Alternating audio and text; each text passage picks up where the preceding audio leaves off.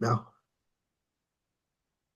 good evening and welcome to Good News from Block 5 with me, your host SJ.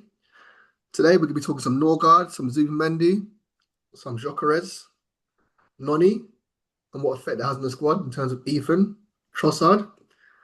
And to go through that today, I'm joined by none other than Stelios, aka ST. Stelios, how are you? Oh, good, mate. How you doing? Thanks for having me on again. Yeah, I'm all right, man. It's been a bit of a stressful week. It's only Wednesday, but I feel like it's been like 5 days fit into three. Still got 2 more days left for the working week, but I like the pod. It gives me like a quick break away from the real world. And We'll get we'll we'll get there. We'll get there. Don't worry. yeah, no, I agree. I agree. I mean, just before I get into the show notes, just want to say if you're watching on YouTube, could you like and subscribe the video here and here? Probably the wrong way around. Could be that way. Be very appreciative. If you listen on Spotify, could you give a 5-star rating? If you're on Apple, 5-star review. All great stuff that help the pod get seen by more people. So let's get into the show notes. Esty, you wasn't with us last week, so since then we've had Zubimendi confirmed. Norgaard's been sent to training ground, so it's all but confirmed. So those two signings, what's your thoughts on them joining the team? Yeah. Overall, I'm very happy. I think Zubi is class. I think he's probably the best player on the market. For that position. I don't see any other signings in that position that are making me envious. I think he's fantastic. Um, Obviously he's got the cultural fit with that sort of ball progression and playmaking skill that he's got. He's got that right amount of experience, but not too old. I think he's right at the prime of his career. I think that's exactly what we want. A bit of win now, as you like to say, which I echo that thought. I think it's the perfect age for that position. I do feel that because it's been such a slow burner of a transfer, like we've known about it for close to 6 months now. Mhm. I don't really think that that kind of transfers had that dopamine effect on the fan base that a big Ornstein bomber or Mhm. whatever will do, and not just on our fan base, but the wider kind of general football zeitgeist. I think the magnitude of this player and this signing has gone under the radar a little bit, which can only be good for us. Hype's never good in terms of following you through a season and the pressure. So overall, he's a 5-star player. I think he's going to be fantastic for us. Then Norgard, again, I think that kind of position is somewhere where you do need a bit of experience. We've seen with Lokonga, even Ganduzi, if you want to go over that far back a little bit more, and then even more recently, people like Maitland Niles, Willock, who you don't if you don't have that experience or that those minutes under your belt, you don't really develop as much. You need to move somewhere and get regular football. So I think a lot of shouts to get a new younger player in were a bit misguided. Obviously, it would be great to bring out the new, the next wonder kid, but that doesn't Mhm. really, that doesn't really happen. You can't just buy that and expect it to happen. So to go the other direction and get, a seasoned vet, as they say, Premiership experience. I think he's got all the good kind of physical stats to back him up. He's got that leadership role as well. He's come as captain from Brentford, international player, etc. So I think he's the right foil for Zubimendi, and I think we might see quite a lot of him, especially the first half of the season, while Zubimendi, finds his rhythm, finds his feet. So overall, no complaints really about those two signings. Yeah, I mean, like you said, one's a good baller, one's experienced, just what we need, especially with the players that we've lost in that position since last season. Thomas Yeah, Partey, Jorginho had bags of experience, bags of Premier League experience in particular. Yeah, I mean, moving on, just today, just want to move to today's news, more current. Noni Madueke. Fabrizio Romano broke earlier today that we've submitted a £50 million package, including with yeah, add-ons included, for Noni Madueke of Chelsea. He's a right winger for them predominantly, yeah. but I think the plan is for us to play him on the left wing, which he's only played a handful of times for Chelsea. Is he an upgrade on what we have already? I mean, when we get linked to players, you can go through Twitter and you'll see a fair equal balance of players. I mean, of fans saying whether we should sign him or not sign him. Most will say, yeah, sign him, sign him, sign him. With Noni today, going through the comments, Yeah, I couldn't find anyone saying this is a it's great signing. You might even find that one person will share a comp and say, look, he's a good player, quality stats. I mean, this is why we should sign him. But I didn't see anyone today with a positive spin on this saying, yeah, we should sign this player. I mean, how do you yeah, take the news? it's yeah. First of all, it's a shame to see there's that hashtag no to Madueke in it. Yeah. That's a bit childish. I don't think any of those people are grown men, so I'm not really going to put much weight on that kind of stuff. Yeah, so 50 million opening bid. It seems apparently it's 40 plus 10, which looks like it's going to be rejected because they want 50 plus something, right? Yeah.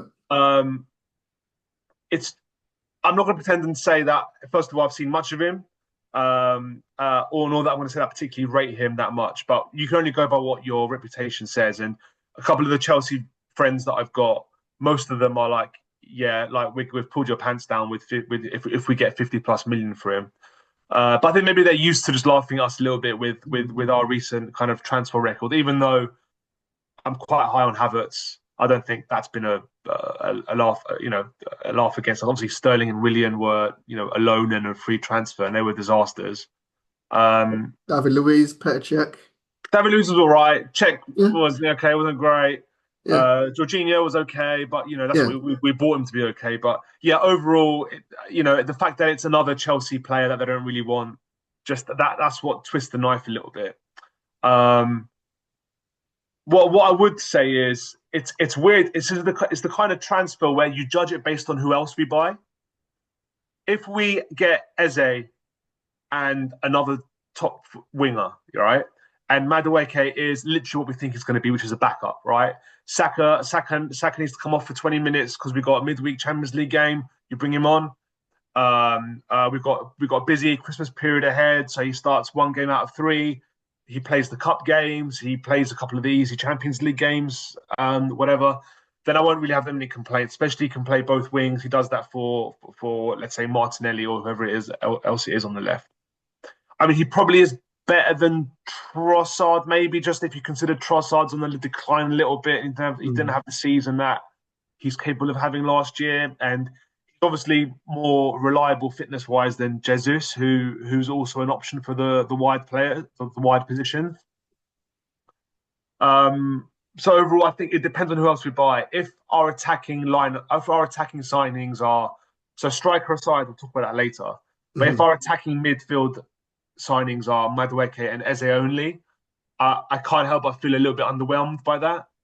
Especially if it turns out that we're only 25, 30 million away from getting someone like Rodrigo. That's the rumor and stuff. But I'd be really gutted if he was our only out and out winger because Eze, I don't think is an out and out winger, even though he could play on the left wing. The same way Cazorla was. He wasn't. He Yeah. wasn't necessarily that automatically. So if Madueke is our only proper winger addition, I can't lie and say that I'll be particularly happy with that. So it depends who else we get. If we get Madueke and two other forwards, then I'll be very happy because it's just another good body to have. And it seems that he's very keen on the club. Who wouldn't be? So I'll take that. But I'll wait and see till end of the window really to judge. Um, and another thing to actually, and again, just to play devil's advocate, it's always good to kind of hear as much as why as much breadth of the spectrum as you can. But if you remember when Arsenal played Chelsea last season, they were Yeah. asking Arteta in the pre-match conference about Chelsea and what they're like, what their threats are, and stuff. And he said they're the best attacking team in the league. If you could dig up those quotes. He said by statistically they are.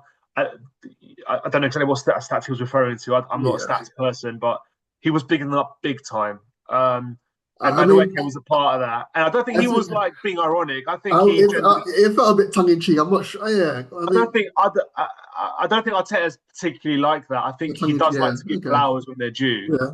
Yeah. And he was praising Chelsea. And I think there were. I mean, I think I do recall seeing some stats about XG created and forward passes and possession in dangerous areas and stuff. So um, I think that does speak to the fact maybe we've been looking at maybe not necessarily Madueke himself, but someone of his quality, someone who is just a physical winger, right? He can help us on the transition. He can really stretch a team. He can really help on the counter. Yeah. So that's got to be the reason why I'm thinking that we're looking at him. But yeah, I'm not going to hide behind anything like that. I do think it is a bit underwhelming. Um, see what the rest of the summer brings. To be honest, Yeah, I mean, for me, like you said, he's better than Trossard because probably Trossard's at that age where he's probably yeah, declining. I think on his actual take on percentage is better than that of Martinelli's.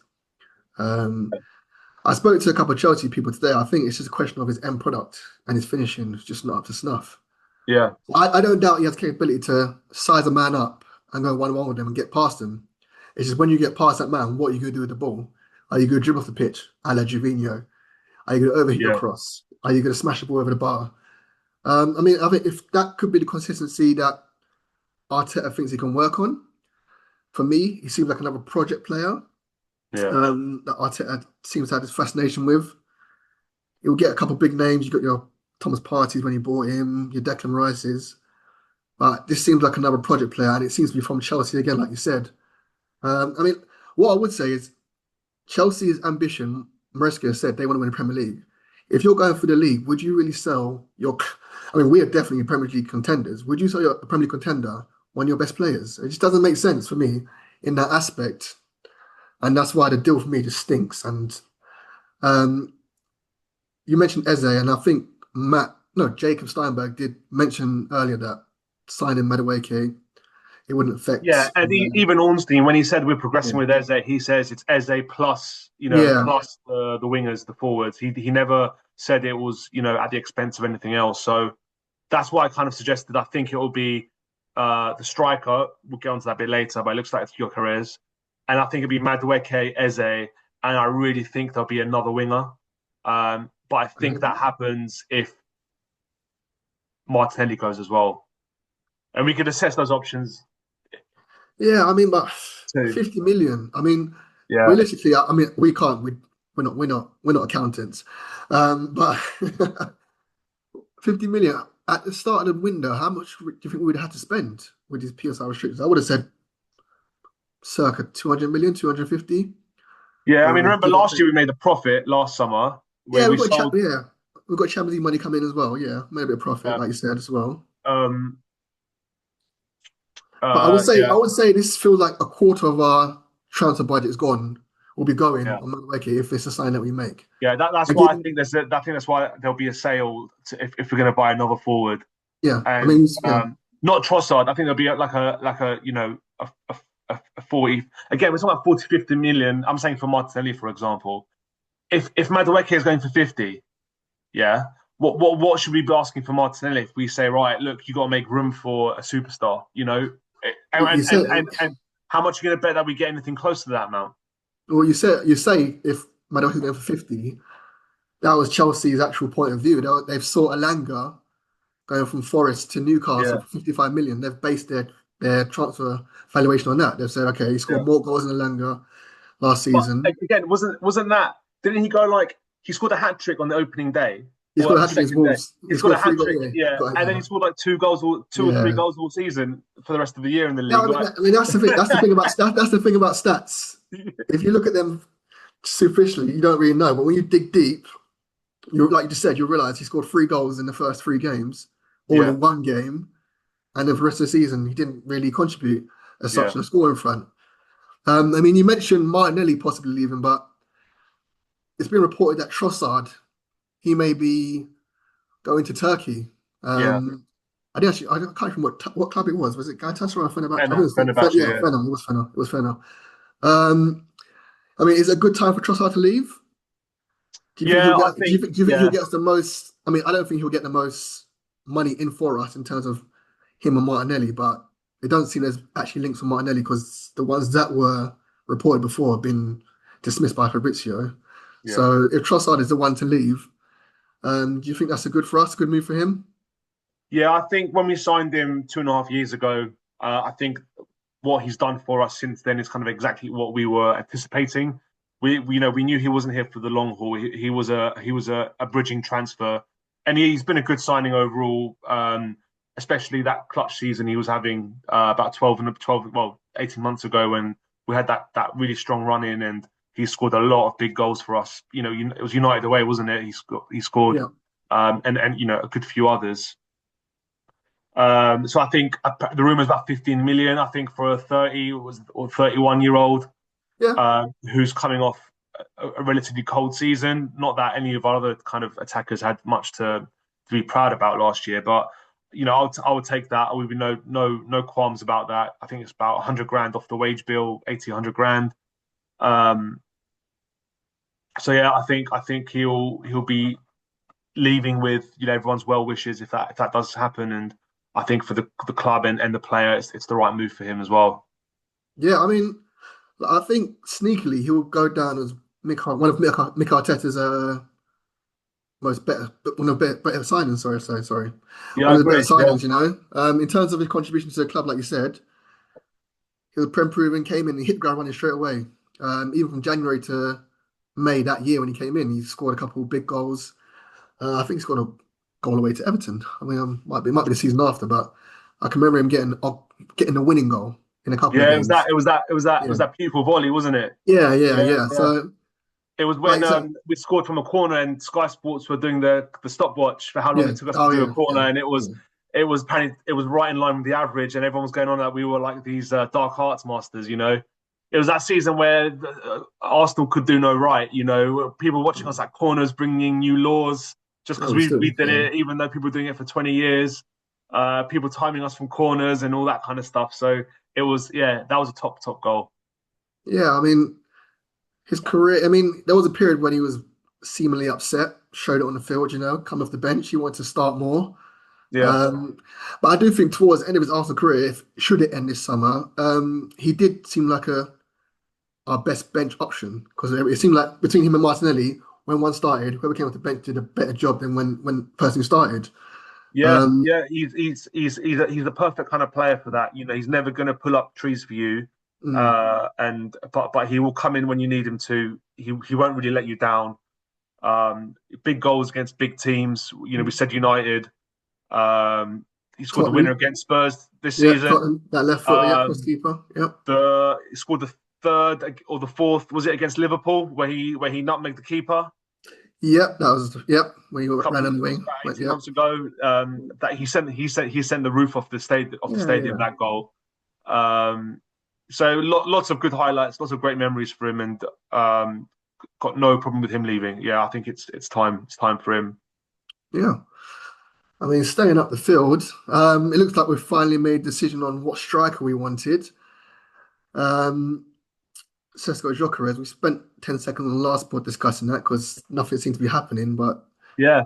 from since Monday, it's kind of taken off, and it seems to be Gyökeres. Did you have a preference initially, just whether it's Sesko or Not. Gyökeres? I had a preference on Sesko just because I think Mm. he was a younger, hungrier player. He was like, was he 6'6"? He's faster. He was clocking up faster sprints than Mbappe. I was like, if Arteta gets his hand on this guy and he lets him marinate for 6 months or so, and teaches him a few bits about how to play football, I think this guy could go straight to the top. I'm not having it the whole thing about his current stats in the Bundesliga. Um, Alexander Isak being the perfect case of when players are ready to explode, they're ready. Don't look at their previous stats. Look at what they can do for you in the next stage of their careers.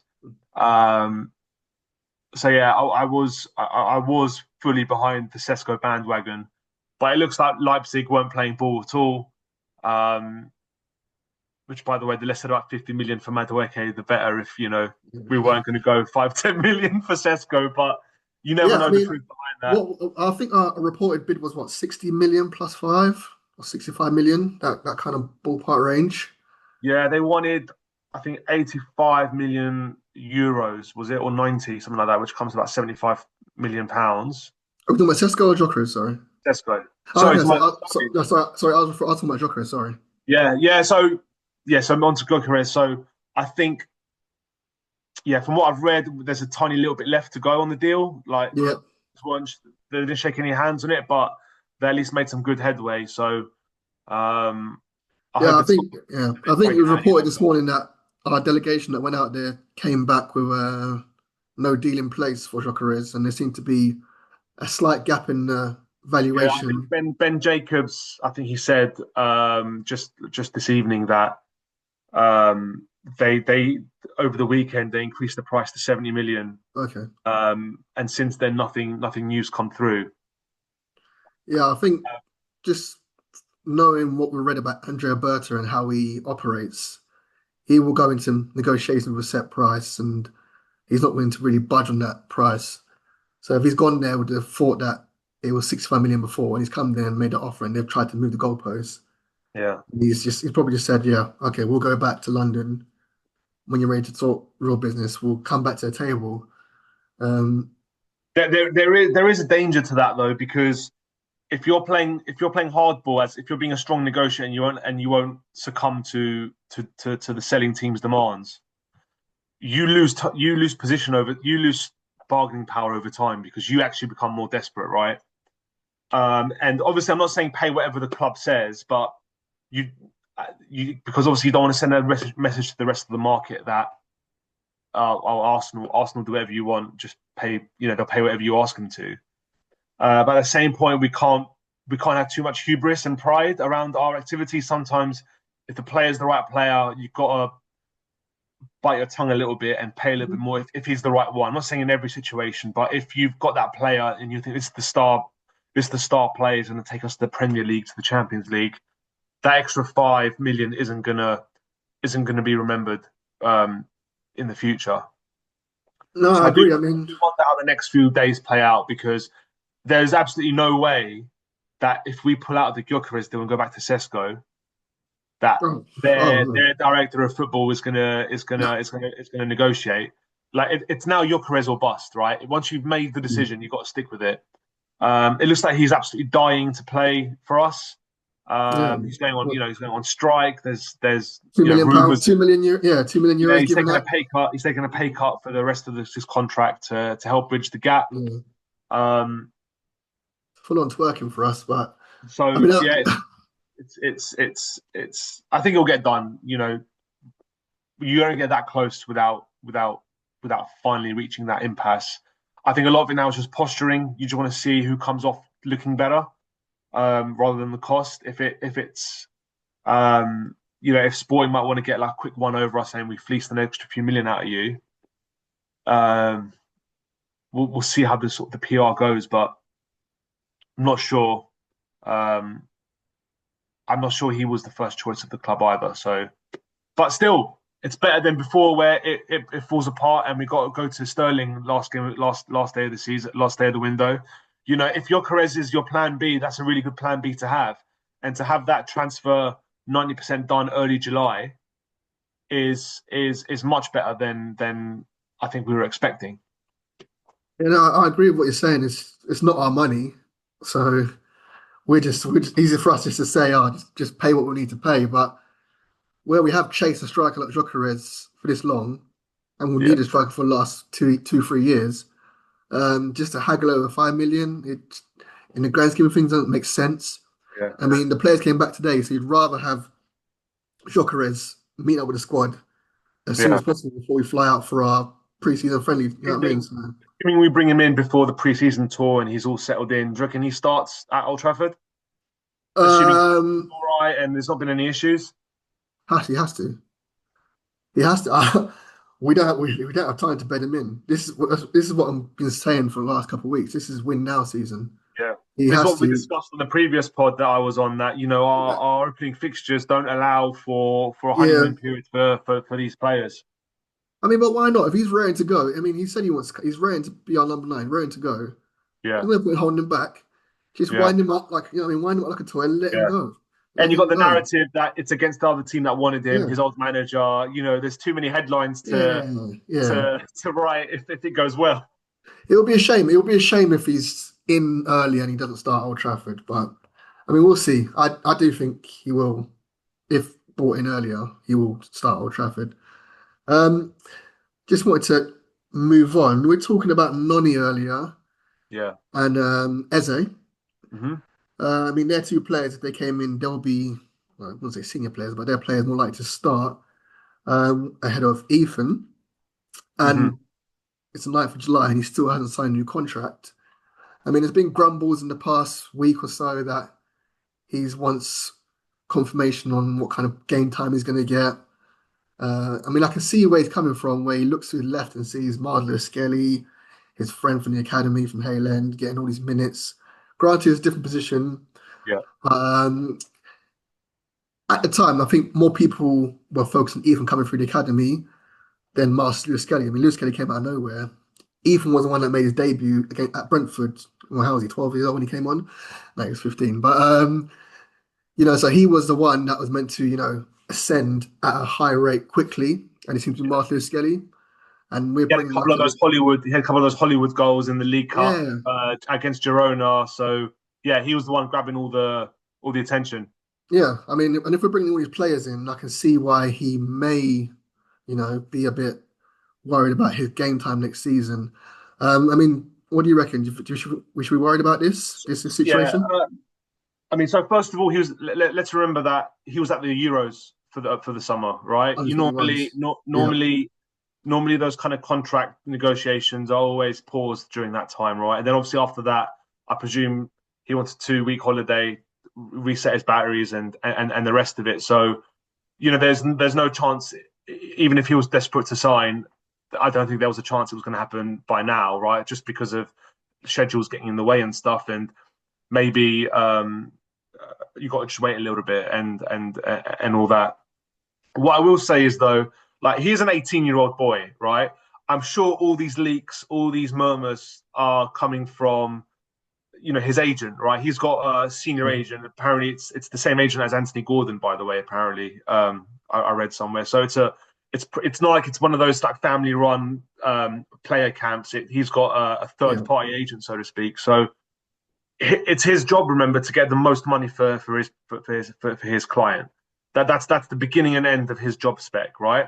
And if that involves unsettling a little bit behind the scenes to create a bit of pressure, a bit of a fire underneath the table to get things moving, both in terms of speed of negotiation and wage increase.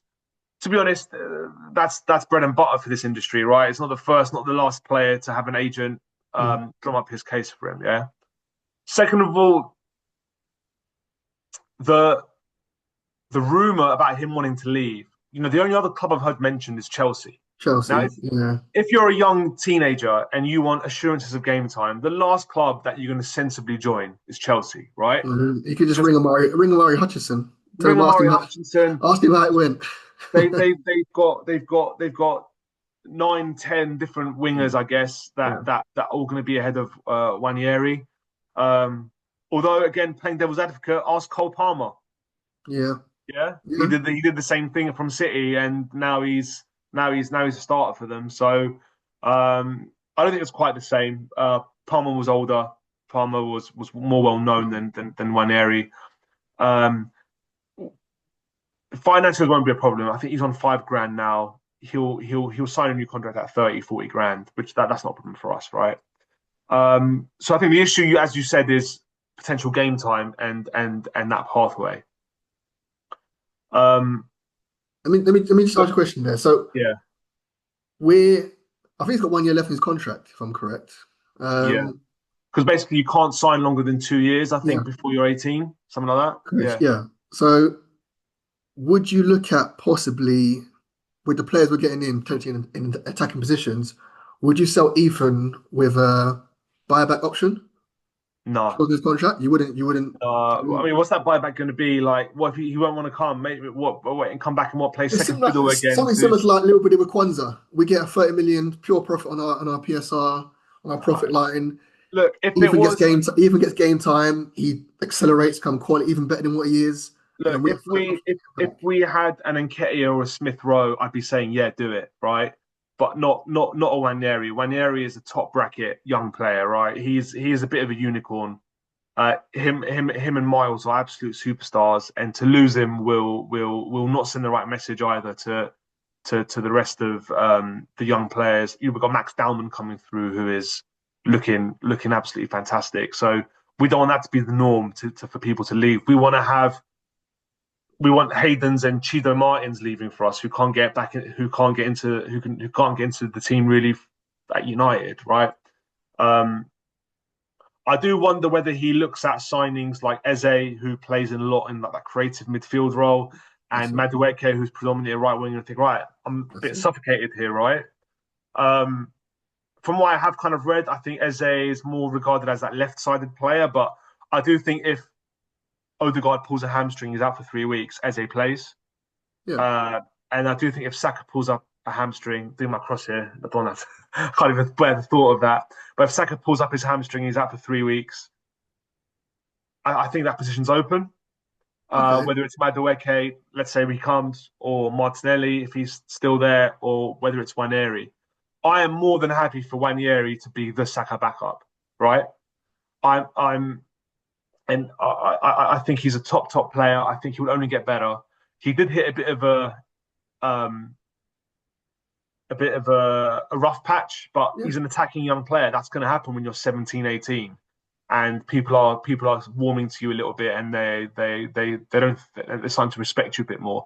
You know, improvement is never a linear path for that position, right? So you're going to have your ups and downs, and you're going to learn to increase that consistency and be a bit more unpredictable. So I've got no qualms about that. I do think he's going to sign. Apparently, he does want to sign. If he wants to sign, he'll sign. Right? He's going to tell his agent, right, get me just a reasonable figure for my age, 35 grand, 40 grand, whatever it is. He'll sign it. Arteta's going to tell him how much they love him.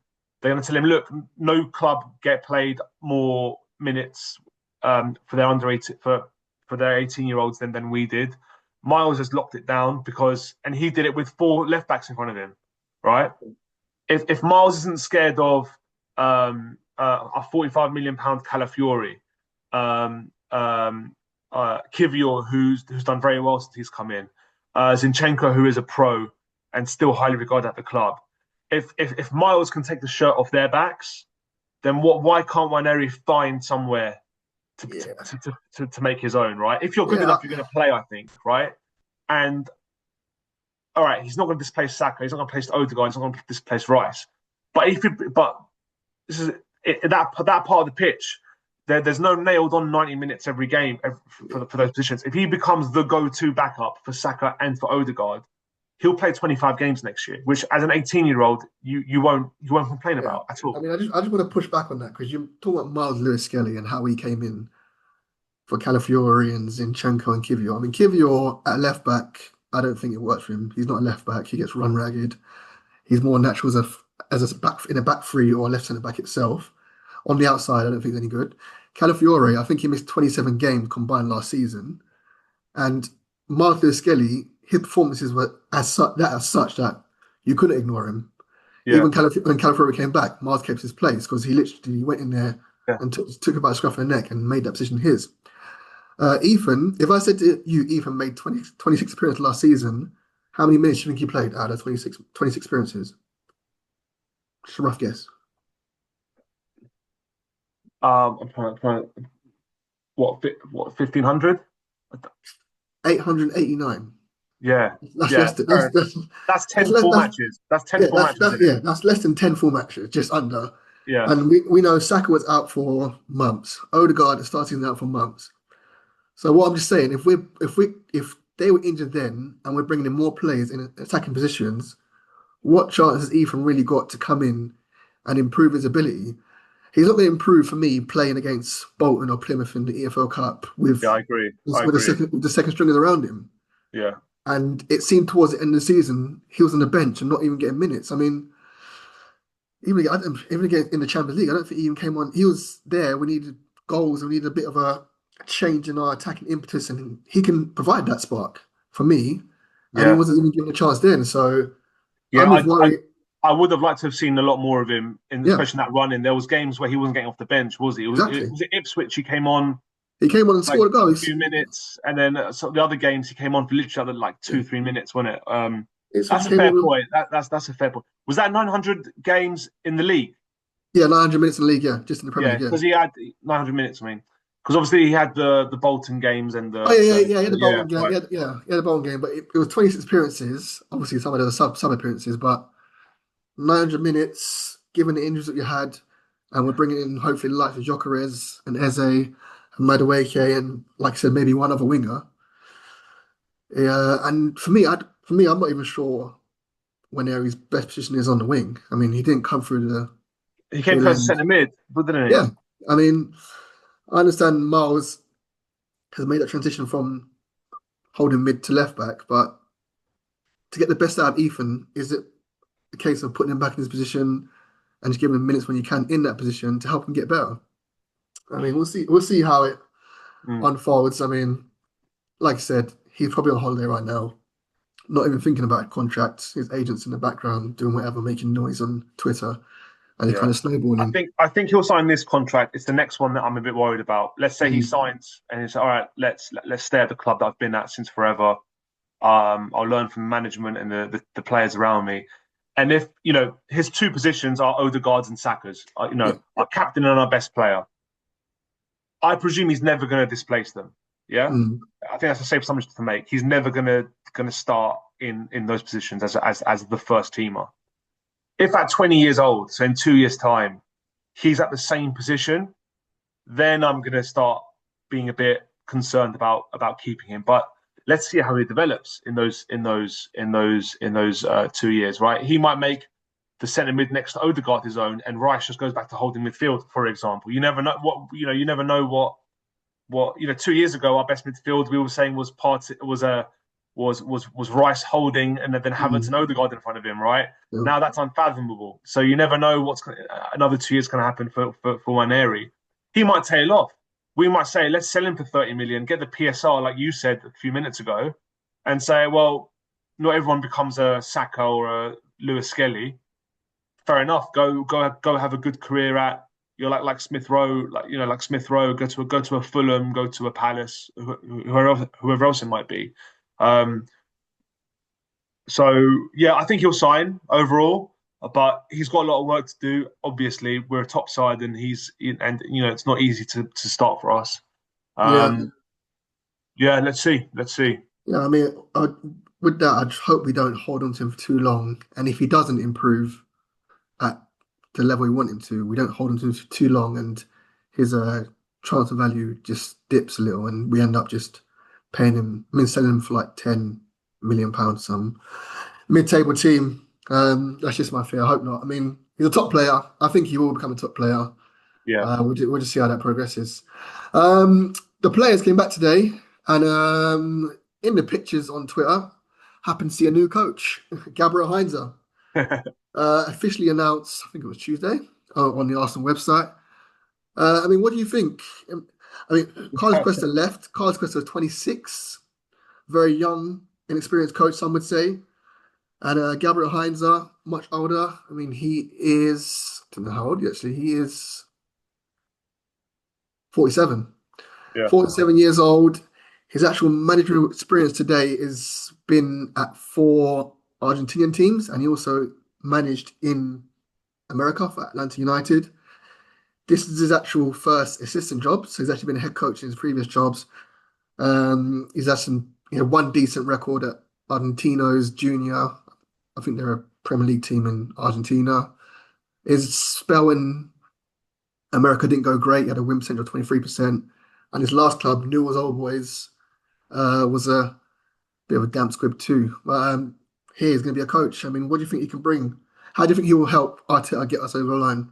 So yeah, so you're right. As a manager, he's got pretty subpar record, right? Like you just rolled off the win percentage figures. I mean, first of all, obviously him and Arteta go way back. They used to play together at PSG, didn't they? So Okay. I'm sure they've been in contact ever since Yeah, then, yeah. and they've kept friends and exchanged ideas, and they know what each other are like. What I would say is, so Carlos Cuesta, you saw the impact he and his kind of role in that dressing room in the Amazon All or Nothing documentary, right? I forgot who was he having Yeah, that one-on-one with in Ben the White. I'm sure it's Ben cinema, White. yeah, and Yeah. and he's that soft type, he's that sort of soft skills kind of coach. He likes to to increase the confidence of the players, get to know them, be that bridge between the management and the players. I think his age played a good factor in that. He wasn't, too senior in terms of his age and stuff, so people can relate to him a little bit more, the players. So he was that softly kind of approach to coach to management.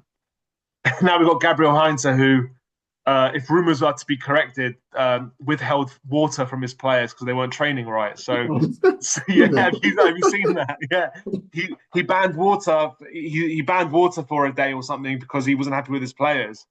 So we've got a bit of a lunatic in the staff. I like that. I'm with that. I can get Yeah. behind it.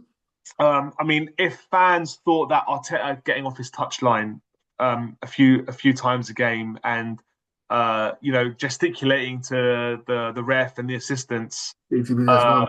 if that got in on Mm. Gary Neville's nerves a lot, which it did, they're gonna go absolutely mad at Yeah, but Heinz. He was doing marathons around the technical areas, right? If something goes wrong, I do wonder if maybe not being the main guy will help him, because he won't have that pressure on him. He'll be able to kind of think a bit more logically with his decisions and stuff. So I don't think we're going to see that kind of behaviour much, really, unless something probably kicks off. I mean, he's been at United, won the Premier League. Excuse me, Real Madrid won La Liga. So I mean, for me, I'm hoping that he could help unlock our offense. Our transitional period. I mean, just help Arteta unlock our transitional build up a bit more. I mean, obviously he was a defender, but that's Yeah. our most solid part of our team is Yeah, I defense. mean, you mentioned that. I mean, he's ticked two massive boxes for Arteta, right? He's a left back, and his name's Gabriel. Yeah. So, I'm sure Arteta signed off on that as soon as Yeah. as soon as he said he'd be willing to join. But seriously, yeah, you're right. I'm sure we've got the coaching side of things sorted in terms of the defensive control side of things. If he can apply his coaching and his motivation to the attacking side of the squad, um, that's where he'd be able to add the most value. But again, Arteta likes to have like fluidity in roles and stuff. And obviously we've got Mhm. the set piece coach, which is quite specific. But I think Yeah. generally it's a management team, right? There's no like there's not too much specificity in that coaching stuff. So I'm looking forward to seeing it. A bit of change is always good. A bit of a shuffle in the back is always welcome. Yeah. Um, so let's see if he brings any lunacy to the game. Yeah. I mean, hopefully he's the missing source, the missing ingredients that we need to help us achieve our goals this year and be in a Premier League title or a Champions League or both. I just wanted to finish on one small point that annoyed me earlier this week. Obviously, it got announced that we are having a friendly against Villarreal and one against Atletico Bilbao in the Emirates Cup, which is not classed as friendly apparently. It's actually Emirates Cup. One's a friendly, one's not, even though they're actually both friendlies.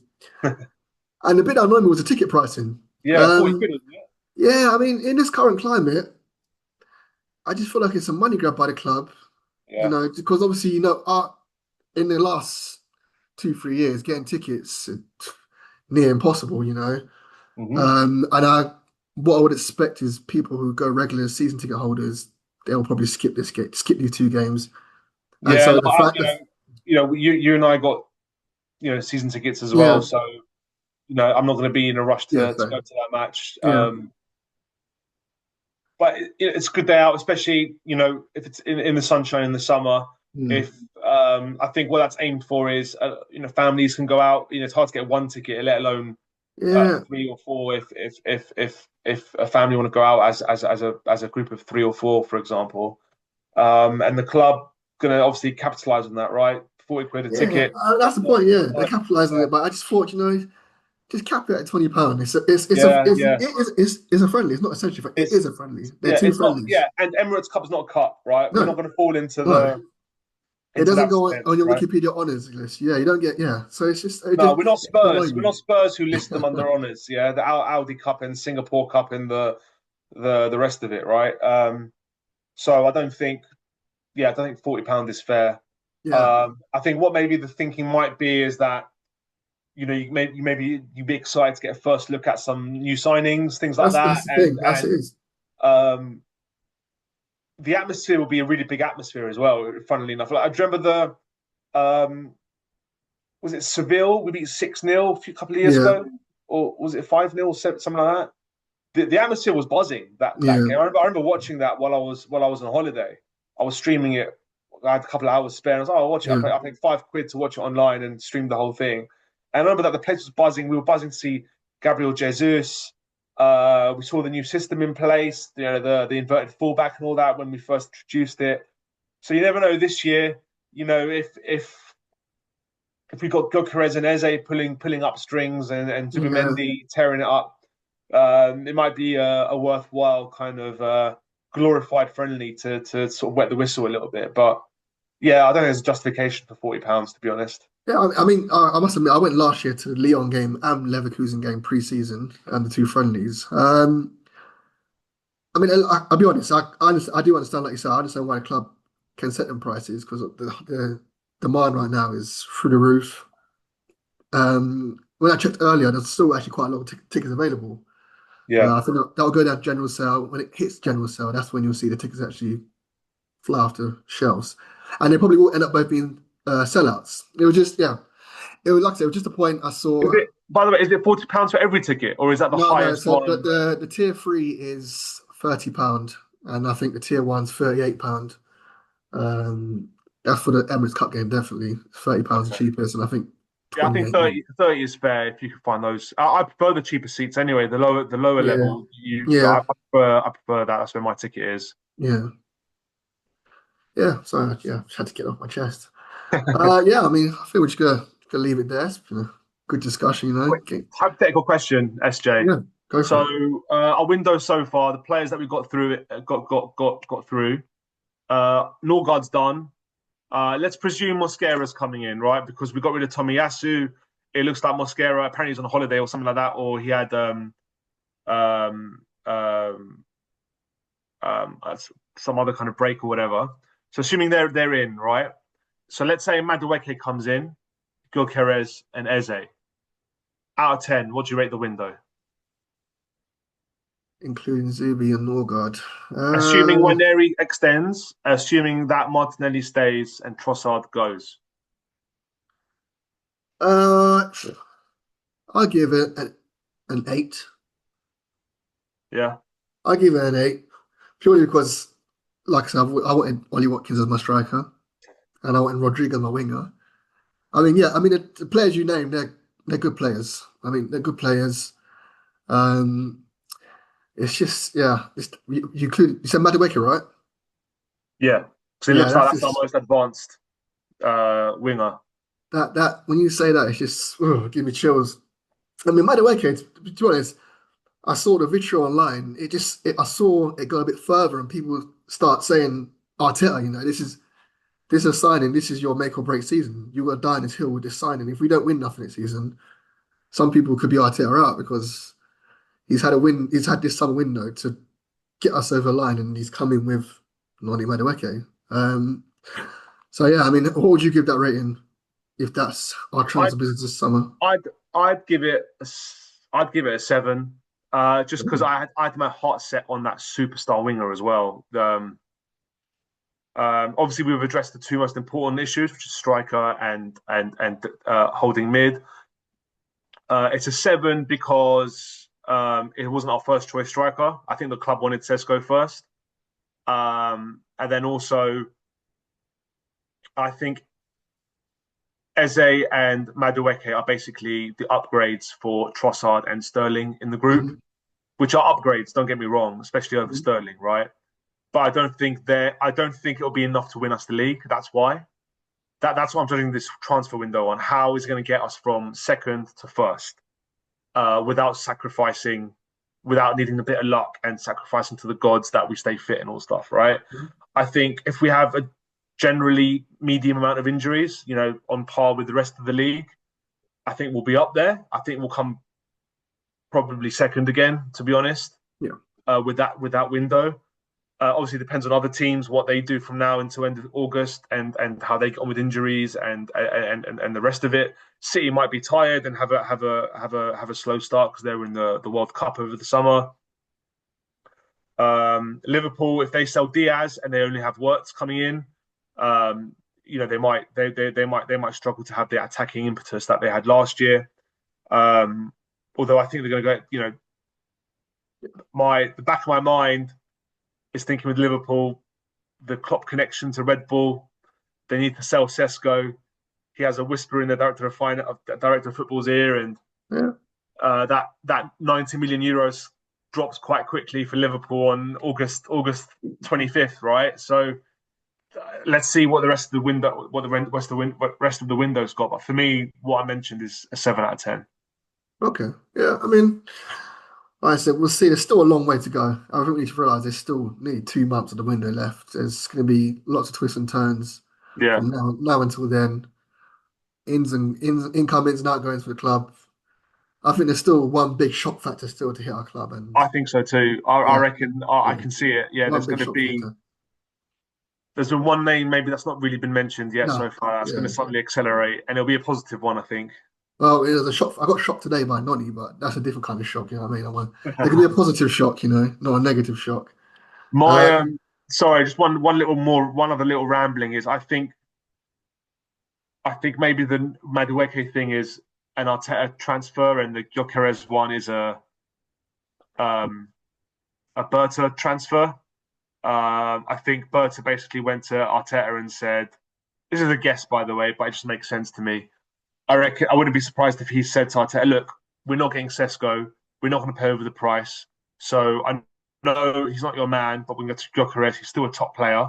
But in return, I'll let you spend 50 million on Madueke, something like that. Some sort of negotiation to keep the peace. I reckon maybe there's a element of that to how we're approaching the summer. I mean, hopefully not. I'd like to think that Arteta is the man with the final say. And this, I mean, if Arteta fails next season, Berta's not going anywhere. So Yeah, I mean, I'd like to think that he has a final say on who he's going to manage in the upcoming season. But yeah, I mean, we'll see how that goes. I mean, yeah. it's got a good discussion today. We'll leave it there. Still, thanks for coming on again, man. Pleasure as always, man. We'll catch up next week. 100%, 100%. And for everyone else, until next week, all the best. Everyone.